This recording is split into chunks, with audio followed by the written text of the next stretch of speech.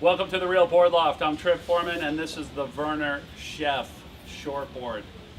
Talking about the Chef, there's a lot of shortboards out there. What's unique about the Vernor Chef is, the way David tackles the lifelong equation of how do you make a board that's high performance but easy to surf. Because a lot of the high performance boards are high performance for the upper 1% or 0.1% of the surfers that are out there. But what David wanted to do with this board is make a board that was high performance for a lot larger group of surfers.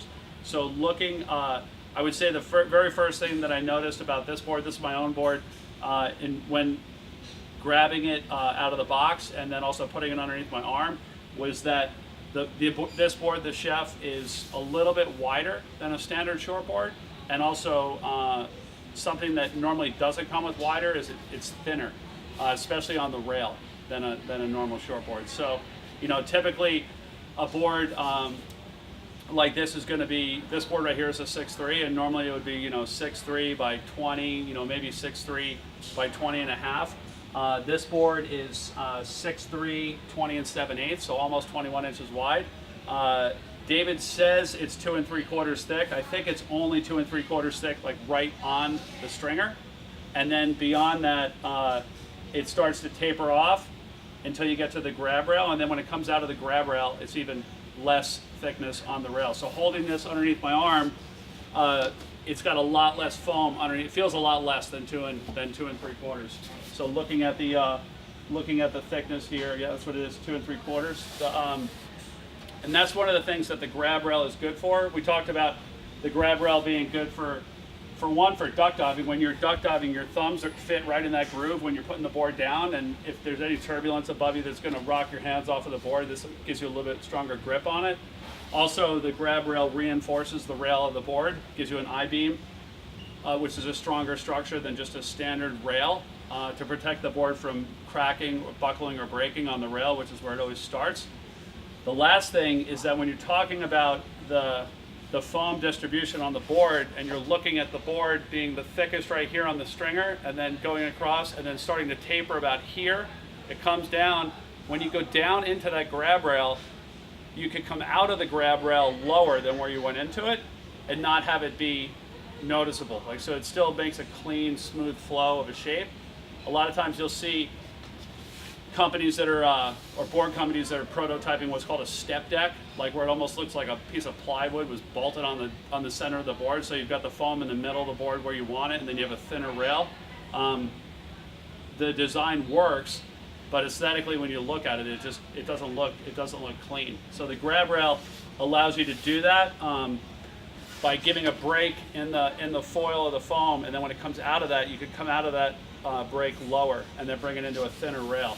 So what the wider outline of this board does is it makes it, one, more forgiving, and two, give it more glide on softer waves. From a more forgiving standpoint, we've all ridden wider boards. They're a lot more forgiving standing up. They're a lot more forgiving gliding across flat sections and waves and generating power. And on those drops, if your feet are in the wrong place or if you bobble a turn, the wider board is always going to be easier to recover from, just because you can't, as something as dramatic as falling off the board's a lot more forgiving even staying on the board, but also your foot placement is not as critical, and it has a lot more planing area to the board. Now, normally when you have a wider board, especially like when you're getting into shortboards, typically wider goes with thicker, so you're going to get a wider end, a thicker board, and it'll feel great standing up.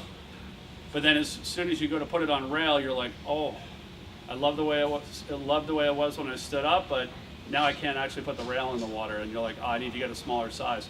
So what the Chef does is it combines that easy to surf, forgiving package of the wider board, but then puts a thinner rail on it. And so by only packing the volume straight down the center line and then tapering it off, and then also coming out of that grab rail thinner, it gives you a nice thin rail that you can use all of that speed and then be able to lay the rail into the water, like a hot knife into butter, and have it sink into the water, not have it be skidding out, or not having it be a compromise, like I have the easier to surf board, but now I can't do the turns that I want to do. So it's a really good combination, and in that aspect. When you look at the tail, Vernor just went with a standard bump wing squash on this one, so you've got a bump right here where my index fingers are, so it carries a lot of the width right here. So if you're ever forward of the pad, you got more width to work with right here, and then once you're on the pad, it tapers down quite a bit, so you've got this bend, this elbow here in the outline that'll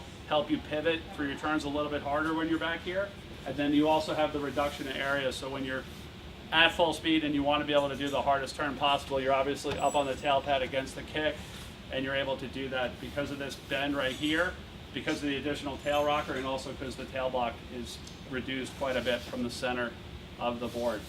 So the Vernor Chef, this board here that we have is in Vernor's high-end construction. It's a Marco foam 2-pound EPS blank with resin research epoxy resin.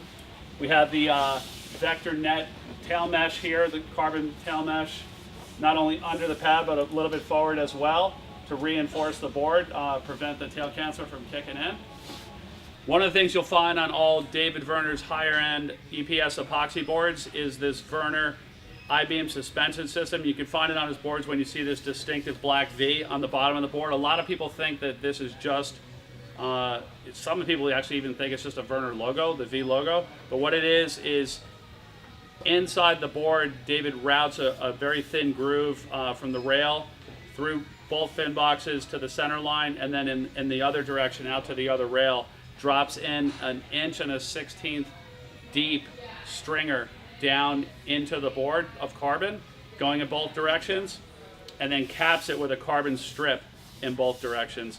Also on these rail boxes, on the forward rail boxes, he's using the Futures jig and router bit to cut away a little bit of the stringer and actually tie those boxes, both the rail boxes and then also the trailer box, into those carbon stringers, so that it ties it all in as one and then caps it with that carbon strip. What this is doing is it's reducing or eliminating the torsional flex of the board. So that torsional flex is where you're bleeding your speed and losing a lot of forward drive and forward speed from your surfboard.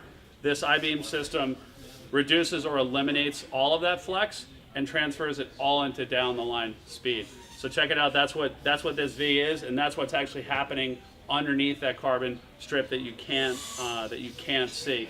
David also recommends, if you want to get even more speed from your board, to use the Futures Vector foiled fins, which has a positive foil on the outside and a negative foil on the inside on the side fins, and that's going to tie in with this system really well and give you even more speed out of this I-beam suspension system. All the chefs are dedicated thruster, because that's the best setup that works on a tail shape like that. And the bottom shape is very standard for shortboard, so it's got a flat entry to a single concave, to a double concave, to a V right here with a little bit of concave on both sides of the stringer, to a very, very shallow V out the tail. It's the Vernor Chef. If you have any other questions about this board, you can call us at the shop, 252-987-6000, or you can check it out online on our website, realwatersports.com/surfing. Thanks again for tuning in.